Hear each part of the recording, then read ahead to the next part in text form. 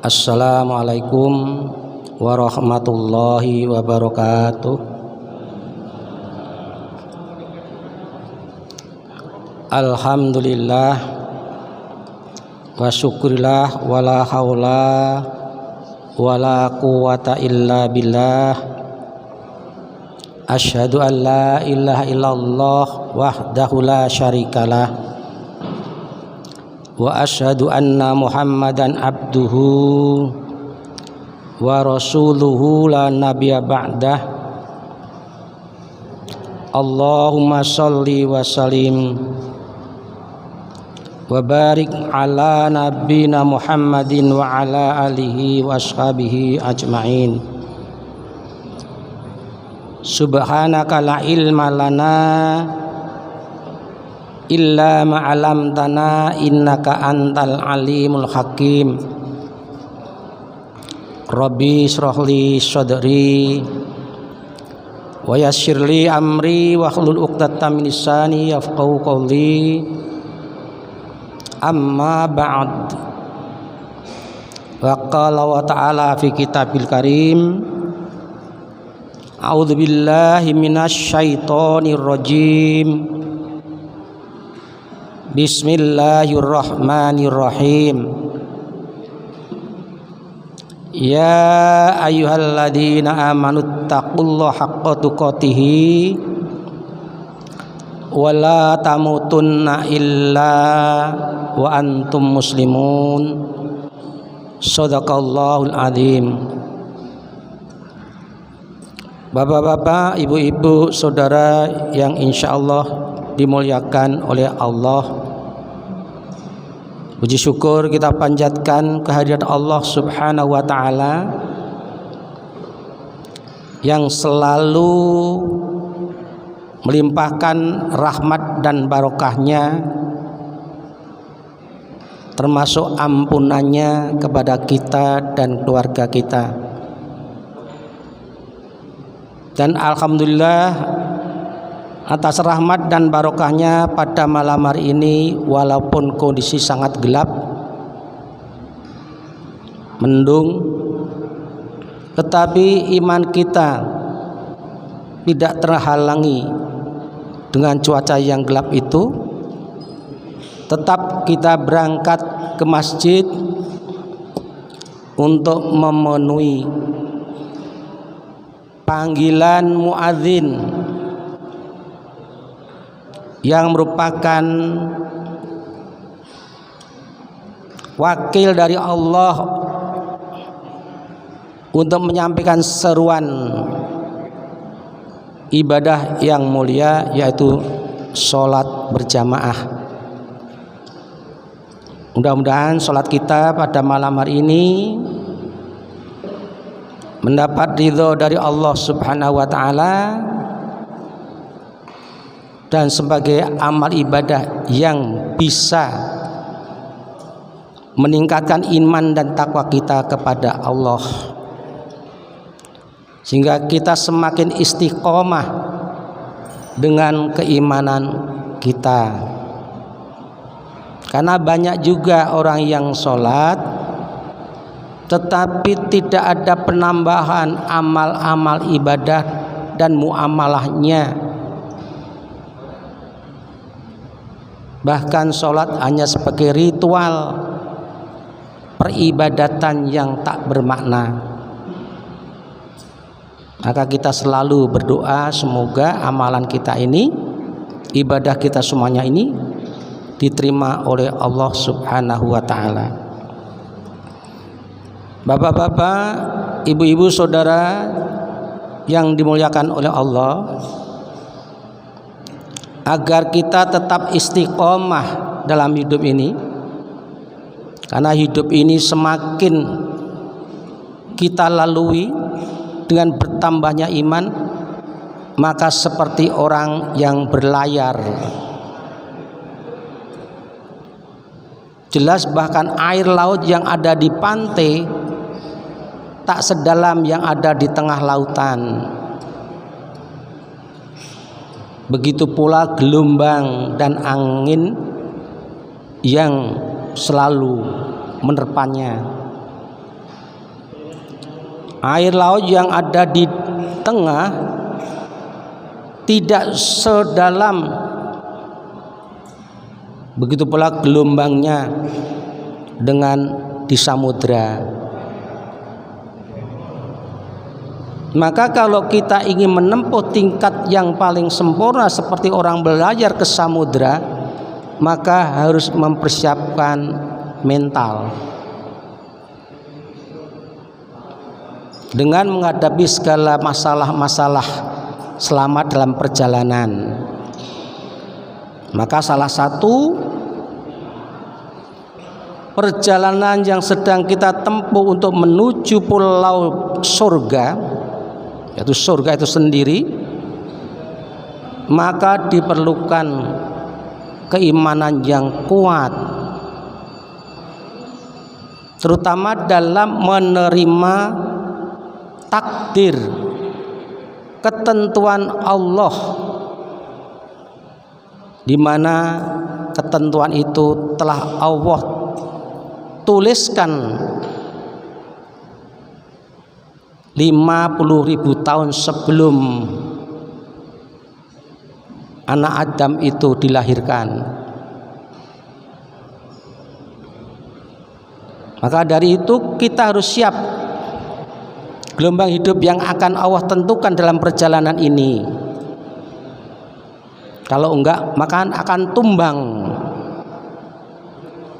kapal yang kita tumpangi dan kita akan tenggelam dan pasti dalam kebinasaan di tengah lautan. Tapi kalau semuanya sudah kita persiapkan, insya Allah banyak kapal-kapal yang selamat menuju samudra. Karena itu kita perlu belajar berulang-ulang. Saya ulangi, kita perlu belajar hidup dari para rasul, para nabi, yang saat ini anak-anak kecil, anak kita, cucu kita jarang mendengar cerita para nabi. Dan termasuk juga tidak suka, ini menjadi masalah, anak-anak kita tidak suka membaca kisah para rasul, para nabi. Termasuk kadang-kadang kita sebagai orang tua, mending kalau kita tidak suka membaca tapi mau mendengarkan. Yang menjadi masalah membaca tidak mau, mendengarkan nggak mau. Pasti hidup kita akan kosong dengan keteladanan dalam menghadapi hidup ini. Karena itu mari dalam Al-Quran itu banyak diceritakan kehidupan para nabi, para rasul, yang kadang-kadang tidak sampai 1 halaman, paling-paling berapa ayat, bahkan ada yang hanya 2 ayat. Jadi kalau hanya sekedar dibaca, maka tidak menjadikan hati kita itu bercahaya untuk memahami kisah itu. Tetapi kalau kita mau menggunakan pikiran, otak yang telah Allah berikan kepada kita untuk berpikir secara dalam, kemudian mau memperhatikan dengan jiwa, maka menakjubkan cerita-cerita yang ada di dalam Al-Quran itu, atau mungkin dalam hadis. Maka dari itu pada malam hari ini yang waktunya memang sangat singkat, saya akan menyampaikan bagaimana kisah Nabi Ayub, Nabi Yunus dan Nabi Adam alaihissalam. Rasul-rasul ini sengaja ditampilkan oleh Allah peristiwa hidup mereka pasti akan dialami oleh manusia. Maka ketika manusia itu menghadapi masalah yang diambil adalah jalan iblis, maka tersesatlah. Dan tersesat di dunia, hidup yang sangat singkat, maka kecelakaan besar di alam barzakh dan berlanjut di akhirat nanti. Allah menampilkan kisah Nabi Ayub alaihissalam dengan harapan bagi orang-orang yang beriman, bahkan ibadahnya sudah boleh dikatakan sangat menakjubkan karena keimanannya, karena janji Allah, barang siapa yang beriman dan bertakwa kepada Allah, maka aku berikan jalan keluar dari segala masalah, dan aku berikan rezeki yang datangnya tidak disangka-sangka. Ini juga perlu kita renungkan supaya kita yakin bahwa hidup itu dijamin oleh Allah, rezeki itu dijamin oleh Allah, asal satu, kita takwa kepada Allah. Nah, ketika Nabi Ayub mencapai puncak ketaatan yang sangat tinggi, iblis iri. Ingat bapak-bapak, ibu-ibu, ketakwaan kita tuh tidak pernah dibiarkan oleh iblis dengan bala tentaranya, para jin yang kufur kepada Allah dan manusia. Maka waktu itu iblis memohon kepada Allah dan nanti permohonannya dikabulkan. Saya sampaikan tadi, iblis berdoa kepada Allah, meminta kepada Allah, dikabulkan. Apalagi kalau kita yang beriman. Ini perlu saya sampaikan agar orang-orang yang beriman ketika menadahkan tangan, terutama di masjid atau di rumah, jangan ragu-ragu untuk tidak dikabulkan, dan jangan malu-malu untuk minta apa yang kita butuhkan untuk diri kita, keluarga kita, dan anak cucu kita, untuk kemuliaan. Saya ulangi, untuk kemuliaan dalam kehidupan dunia dan akhirat pasti dikabulkan. Apa yang diminta oleh iblis? Karena iblis itu iri, dengki, hasad, suka membenci orang yang melakukan kebaikan. Maka melihat ketaatan Ayub dengan segala macam fasilitas hidup dipenuhi oleh Allah, menjadi orang, bahasa kita sekarang, miliarder, rich man, orang kaya, kaya raya. Ayub itu kaya raya, orang kaya, hidupnya subur, pasti punya anak keturunan sehat-sehat, membanggakan. Orang tua itu kalau sudah punya anak, sudah remaja, bangga, apalagi kalau sukses, menangis kalau melihat anak-anak dalam segala kekurangannya. Itulah orang tua yang baik. Ayub bangga dengan anak-anaknya, dengan harapan bisa menggantikan, terutama dalam hal dakwah. Kaya raya, sehat, makanan selalu halalan thayyiban, yang dimakan tuh halal, karena dari hasil yang dicari, yang diridhoi oleh Allah, nggak sembarang mencari. Nggak seperti orang kita sekarang, ketok sehat, tapi ternyata mentalnya rusak, dan akhirnya dia juga akan rusak fisiknya. Ayub enggak, istrinya setia, tapi apa? Ya Allah, cobalah Ayub, kau berikan cobaan. Apa mintamu iblis? Mulai hartanya dihabiskan, maka permintaan iblis itu diberikan. Sedikit demi sedikit harta itu habis, tak tersisa,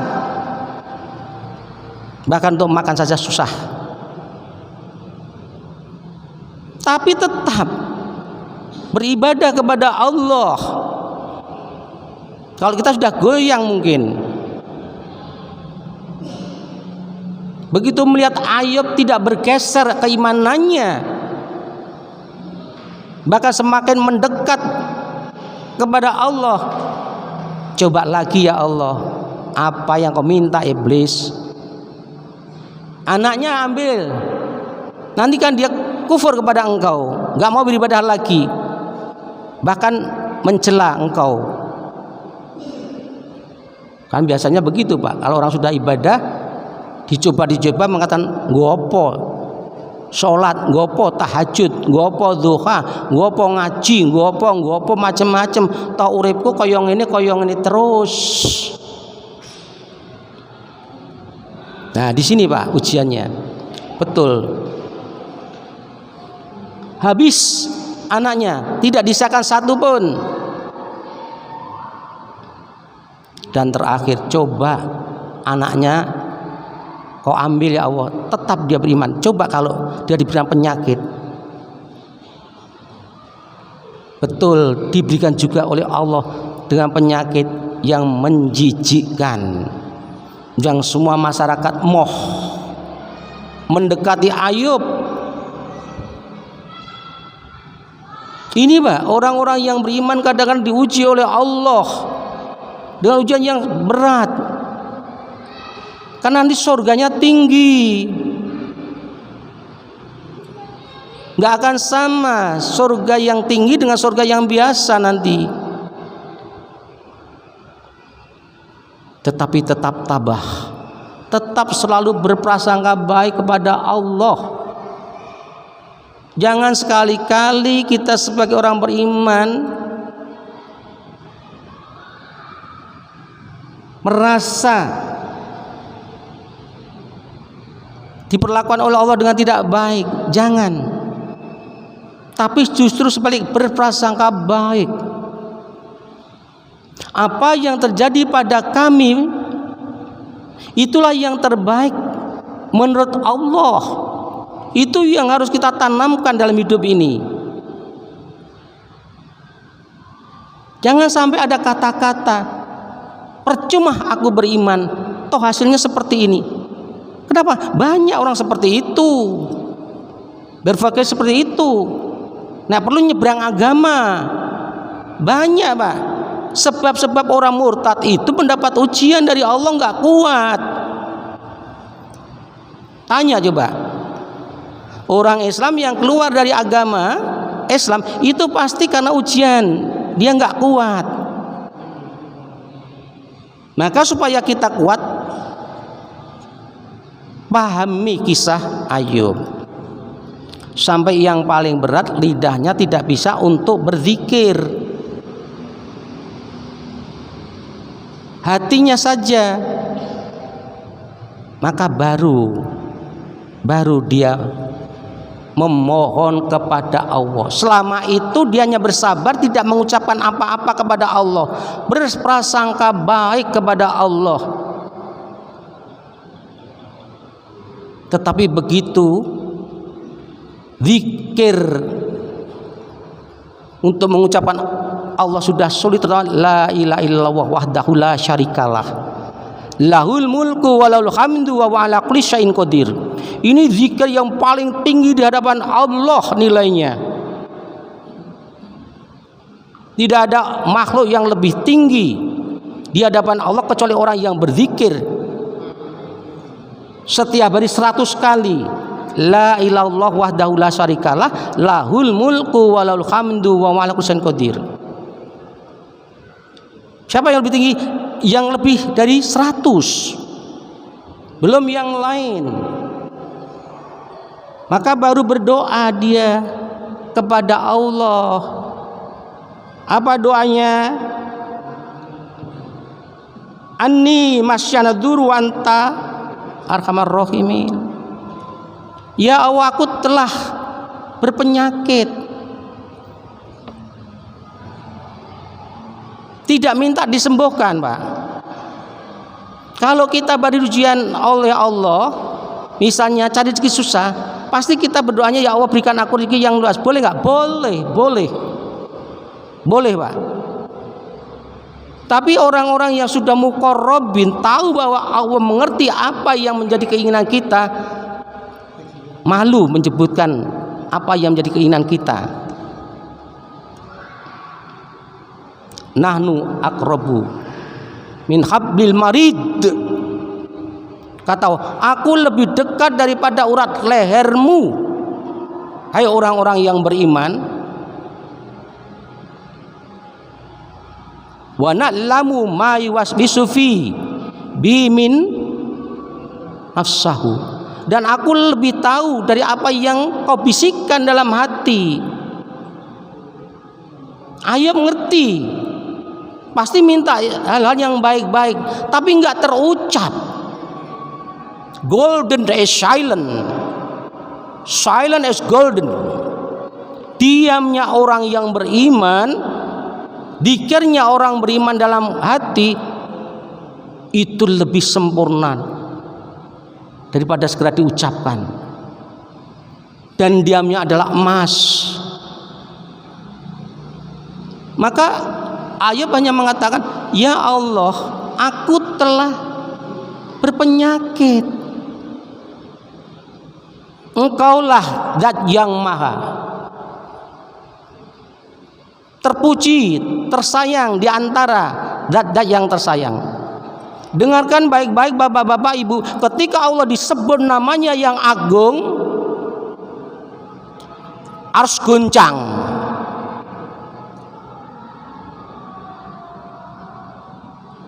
Arsy terbuka, dibuka oleh Allah selebar-lebarnya.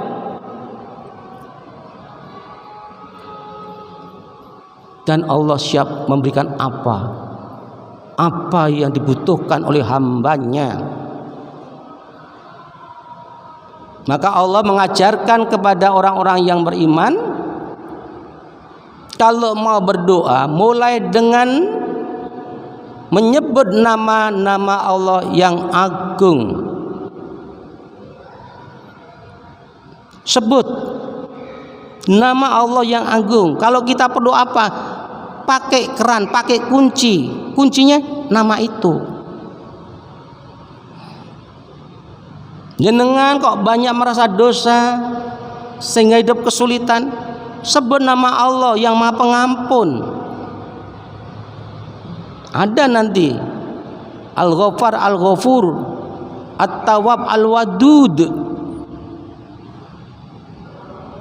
Ada semuanya. Jenengan kok ngapal ke Quran kok angel, baca ya alim.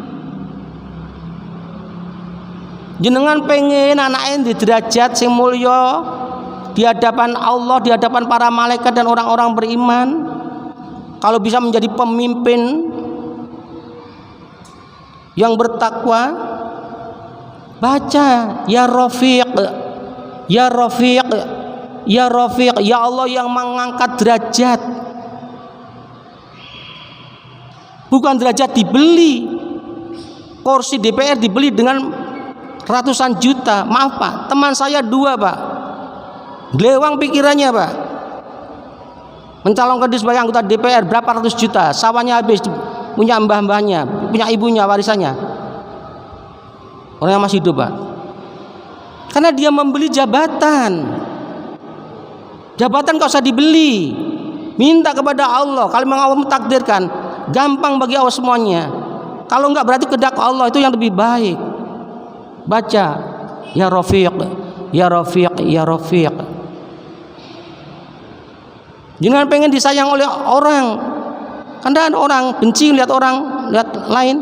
Baca ya Rahim, ya Rahim, ya Rahim, ya Rahim.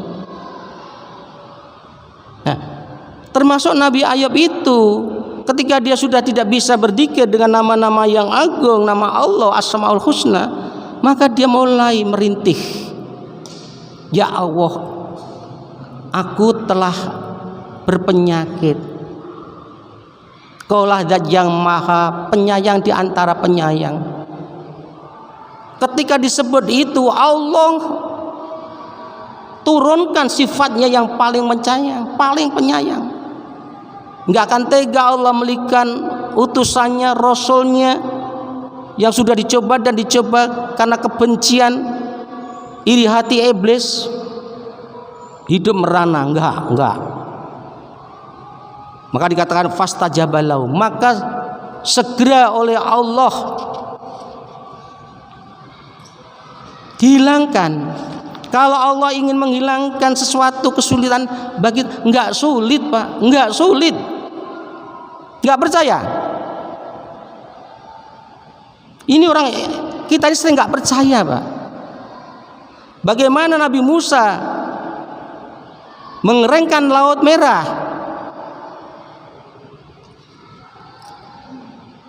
Enggak lama waktunya, karena Firaun sudah mengejar. Dalam waktu dekat sudah bisa membantai Musa dan Bani Israel. Tetapi begitu Musa bermunajat kepada Allah mohon keselamatan, pukulkan tongkatmu ke laut itu. Waktu sangat singkat. Jadi kalau Bapak ingin tahu bahwa Allah mengangkat rezeki untuk diberikan kepada jenengan, mengangkat penyakit kita, penyakit yang sulit-sulit, insya Allah minta kepada Allah. Bahkan ada penjelasan bahasa yang baca Ani masyandur wa antara rohimin, penyakit pasti hilang. Ini saya sampaikan untuk orang-orang yang berpenyakit, dan sudah buktikan ketika saya dioperasi 2 bulan. Hanya ucapan ini paling saya banyak, Ani masyandur wa antara rohimin, diangkat oleh Allah. Bahkan maaf saya enggak semua. Saya 3 kali bermimpi diusap oleh orang yang berpakaian putih. Kaki saya yang luka, yang bolong 7 kali kira-kira 9 cm. Bahwa alam bisawab itu siapa? Saya merasa bersyukur rezeki berjalan, karena saya juga selalu mengucapkan ya Ghani, ya Mughni, yang maha kaya, ya Wahhab, yang maha pemberi tanpa berhitung untuk memberi. Alhamdulillah rezeki dimudahkan oleh Allah. Ini tapi juga ada cobaan. Maka ketika kita beriman kepada Allah, yang kita jadikan dasar adalah mari kita pahami, cermati kehidupan Nabi Ayub. Jangan banyak mengeluh. Mengeluh tidak menyelesaikan persoalan, tapi banyaklah menyebut nama-nama Allah. Nah, dalam hidup kadang-kadang kita tersandung. Gak ada orang itu yang bersih dari dosa. Maka ketika kita berdosa mungkin diberikan peringatan oleh Allah, bahasa kita jeweran. Maka kita tengok kisah Nabi Ayub dan Nabi Adam alaihissalam. Kisah Nabi Yunus, Dzannun, karena Yunus itu artinya paus sebenarnya.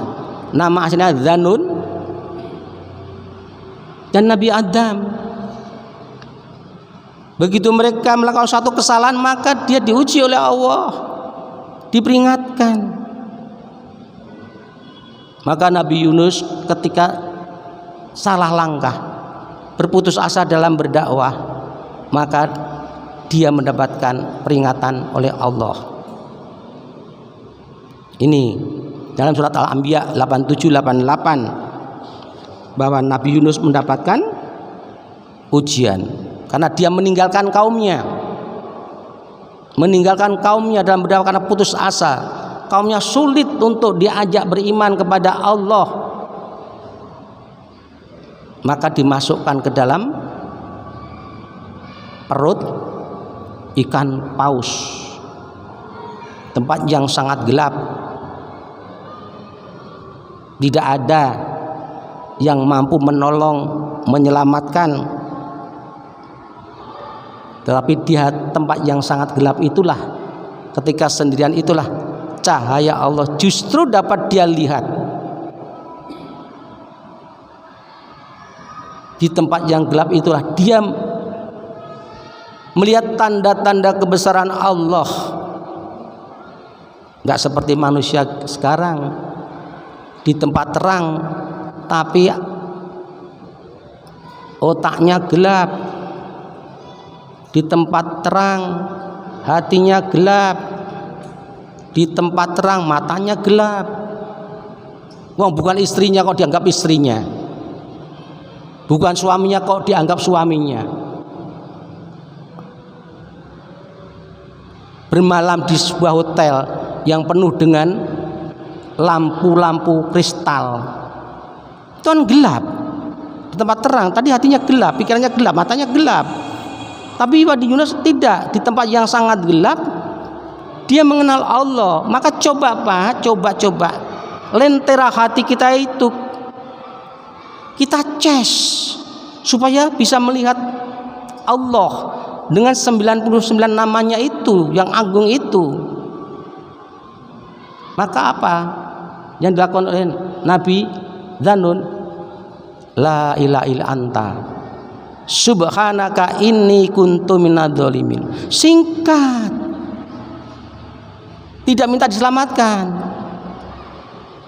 Tidak ada Tuhan kecuali Engkau ya Allah. Tidak ada Tuhan yang mampu menyelamatkan aku ya Allah. Tidak ada Tuhan yang mampu mengampuni dosa-dosaku ya Allah, karena kesalahanku meninggalkan kaumku. Ini la ilaha anta subhanaka, menyanjung Allah. Saya ulangi, sanjunglah Allah sebanyak-banyaknya sampai mulut kita lelah, hati kita bosan, supaya cahaya Allah dari atas itu akan turun. Malaikat kagum melihat orang-orang yang bibirnya basah dengan dzikir dan hatinya selalu ingat kepada Allah. La ilaha anta subhanaka inni kuntu minadz-dzalimin. Sadar aku salah. Maka kita mohon mari memperbanyak refleksi diri. Siapa kita ini? Mungkin ada kesalahan-kesalahan sekecil apapun, maka kita minta kepada Allah, maka dikabulkan, dia diselamatkan oleh Allah. Pertama di tempat Pak, di tempat yang tidak ada makhluk apapun, manusia pun nggak ada, perkampungan yang sangat sepi, di tanah yang tandus, di pantai itu. Siapa kira-kira yang menghidupkan? Allah. Maka selesai persoalannya. Maka bagi kita yang sudah berkumpul di sini, jangan tinggalkan dakwah, jangan tinggalkan dakwah di Karangasem. Awas, Allah akan menjewer. Teruskan sampai Allah mengambil nyawa kita. Kita sebagai orang-orang yang berjihad menegakkan agama Allah. Man ansori ilallah, siapa yang mau menjadi penolong agama Allah? Qolal hawariyuna nahnu ansarallah. Sahabat-sahabat Isa mengatakan, kami penolong agama Allah. Kalau ditanya siapa orang-orang yang menolong agama Allah di Karangasem, kami semua siap. Begitu Bapak meniatkan untuk menjadi orang yang berjihad dalam beragama, besok surganya tinggi. Surganya tempatnya ada orang-orang yang berjihad, walaupun Bapak, Ibu tidak sampai berlumuran darah. Ini penting memahami, jihad tidak selalu mengangkat senjata, berperang tidak, tapi berniat untuk Islam tetap eksis di Karangasem, bahkan berkembang. Maka bapak-bapak, ibu-ibu dan keturunan insya Allah tercatat sebagai orang-orang yang mati syahid. Demikianlah yang saya sampaikan. Intinya, marilah apapun yang terjadi kepada kita, anak kita, itu yang terbaik bagi Allah. Semuanya kembalikan kepada Allah. Insya Allah, dengan semua dikembalikan kepada Allah, pikiran tenang, jiwa tenang, insya Allah kita terhindar dari segala penyakit fisik maupun mental. Monggo kita tutup dengan doa majelis. Bismillahirrahmanirrahim. Subhanakallahumma wa bihamdika asyhadu an la ilaha anta astaghfiruka wa atubu ilaik. Assalamualaikum warahmatullahi wabarakatuh.